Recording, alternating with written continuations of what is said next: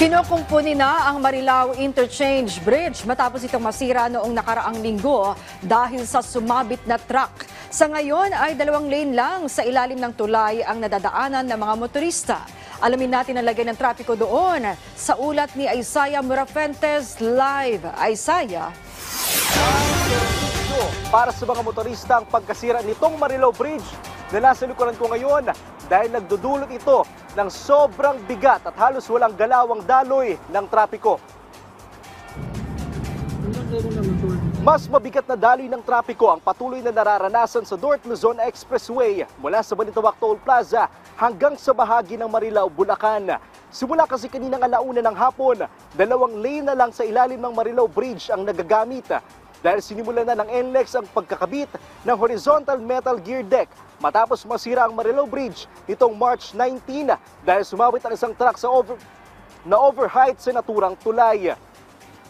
4.27 meters lang required na taas ng sasakyan ang pwedeng dumaan sa NLEX. Pero ang truck ay may taas na 4.9 meters. Ayon sa pamunuan ng NLEX, sisikapin nilang maisaayos ang tulay hanggang sa Biyernes, March 28.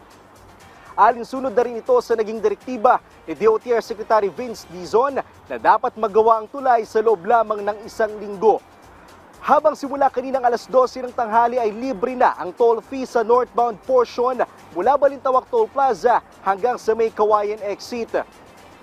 Para naman sa alternatibong ruta, patungong Bulacan o Pampanga, pinapayuhan ng NLEX sa mga motorista na dumaan sa NLEX Karuhatan exit via NLEX Harbor Link.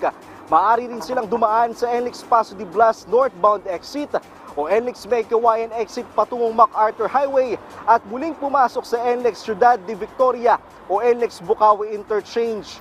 Para naman sa mga motoristang pabalik ng Maynila na galing Bulacan o Pampanga, maaari kayong pumasok sa NLEX Bukawi Interchange o Ciudad de Victoria exit at kumanan sa MacArthur Highway at muling pumasok sa May Kawayan southbound.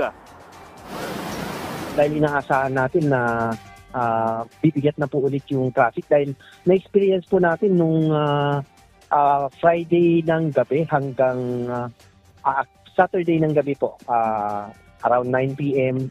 Tuloy-tuloy po yun hanggang kaninang umaga.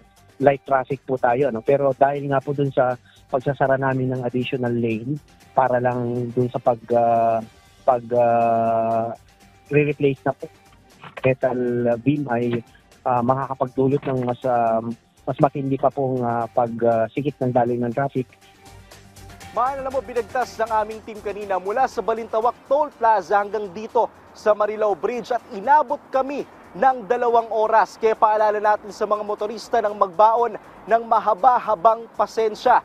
At ayon nga sa pamunuan din ng NLEX, kasalukuyan ng may kinaharap na kaso ang may-ari at driver ng truck na sumabit dito sa Marilao Bridge at napag-alaman nila na hindi ito na-detect ng kanilang detector dahil ang truck ay dumaan sa ibang linya na hindi pang truck ngunit pang maliliit na sasakyan o class 1 nang pumasok ito sa toll plaza.